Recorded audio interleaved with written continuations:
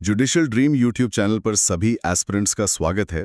आज हम एक बहुत ही अहम, एक महत्वपूर्ण विषय पर चर्चा करने जा रहे हैं, डेथ बाय नेग्लिजेंस। हाँ, यानी लापरवाही से हुई मौत। हम समझने की कोशिश करेंगे कि जो हमारा पुराना इंडियन पीनल कोड यानी आईपीसी है और जो नया भारतीय न्याय संहिता बीएनएस आया है, इनके प्रोविजंस में क्या फर्क है और कुछ इंपॉर्टेंट केस लॉज भी देखेंगे। जी ये डिस्कशन मुझे लगता है लॉ स्टूडेंट्स के लिए, यूपीएससी एस्पिरेंट्स के लिए और जुडिशियल सर्विस एग्जामिनेशन की तैयारी करने वालों के लिए काफी फायदेमंद रहेगा। तो चलिए इसे थोड़ा अनपैक करते हैं। लापरवाही से मौत, इसका मतलब क्या है?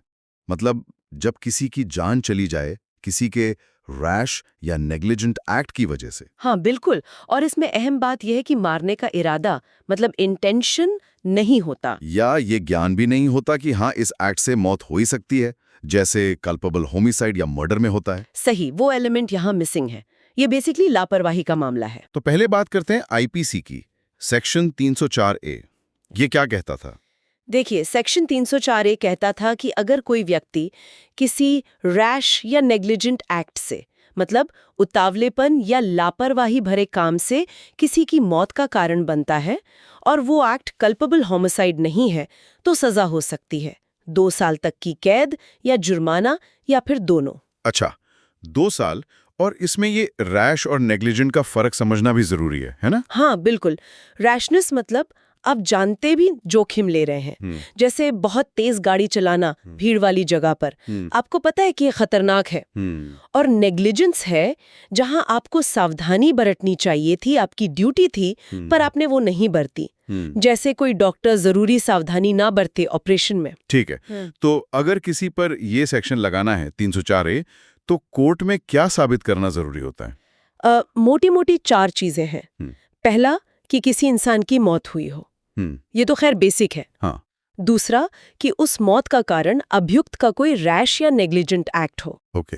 तीसरा, और ये बहुत महत्वपूर्ण है, कि उस एक्ट और मौत के बीच एक डायरेक्ट लिंक हो, मतलब प्रॉक्सिमेट कॉज। ऐसा नहीं कि बहुत दूर का कनेक्शन हो। सीधा संबंध। हाँ, सीधा और मुख्य कारण वही एक्ट हो। और चौथी बात, कि वो एक्ट कल्पेबल होमिसाइड न बनता हो, इंटेंशन या नॉलेज वाला एलिमेंट ना हो। और कुछ खास केसेस भी हैं शायद इस पर, जिन्होंने इसे और क्लियर किया। जी बिल्कुल। Jacob Matthew versus state of Punjab का केस बहुत लैंडमार्क है। इसमें सुप्रीम कोर्ट ने साफ किया कि भाई डॉक्टरों के मामले में सिर्फ मामूली चूक या एरर ऑफ जजमेंट 304A नहीं बनेगा। अच्छा। हाँ, उसके लिए ग्रॉस नेग्लिजेंस होनी चाहिए, मतलब बहुत ही गंभीर किस्म की लापरवाही, एक रीजनेबल डॉक्टर से जिसकी उम्मीद नहीं की जा सकती। समझ गया, मतलब एक हायर डिग्री ऑफ नेग्लिजेंस चाहिए। एग्जैक्टली। सुरेश गुप्ता वाले केस में भी यही बात दोहराई गई, और कुर्बान हुसैन का केस ये दिखाता है कि एक्ट और डेथ में डायरेक्ट कनेक्शन कितना जरूरी है। ठीक है, तो ये तो हुई आईपीसी के बाद। अब आते हैं नए कानून पर, भारतीय न्याय संहिता बीएनएस 2023। इसका क्लॉज 106, इसमें क्या बदलाव हैं?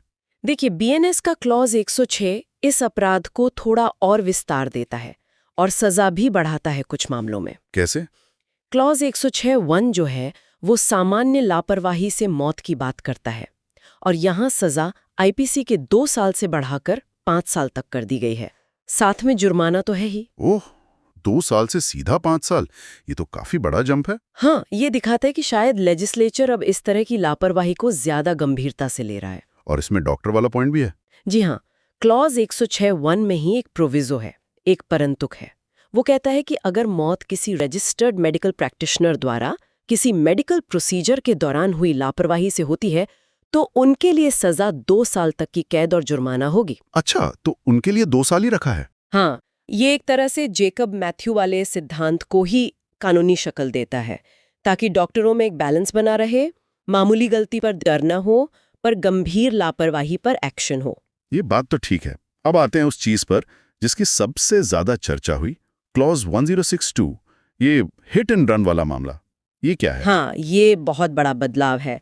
क्लॉज 1062 कहता है कि अगर कोई व्यक्ति तेज और लापरवाही से गाड़ी चलाते हुए किसी की मौत का कारण बनता है और घटना के बाद मौके से भाग जाता है, पुलिस या किसी मजिस्ट्रेट को इन्फॉर्म किए बिना, रिपोर्ट किए बिना। भाग भी जाता है और रिपोर्ट भी नहीं करता है। हाँ, दोनों चीजें जरूरी हैं, भागना और रिपोर्ट न करना। तो ऐसे मामले में सजा 10 साल तक की कैद और जुर्माना हो सकती है। 10 साल?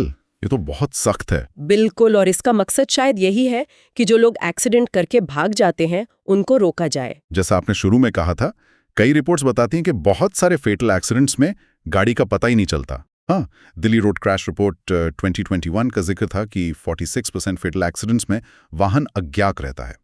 ये प्रावधान शायद उसको एड्रेस करने की कोशिश है, और ये गोल्डन आवर के लिए भी जरूरी है शायद। हाँ बिल्कुल, अगर कोई व्यक्ति भागने के बजाय रिपोर्ट करता है तो घायल व्यक्ति को समय पर मेडिकल हेल्प मिलने की संभावना बढ़ जाती है, जान बच सकती है।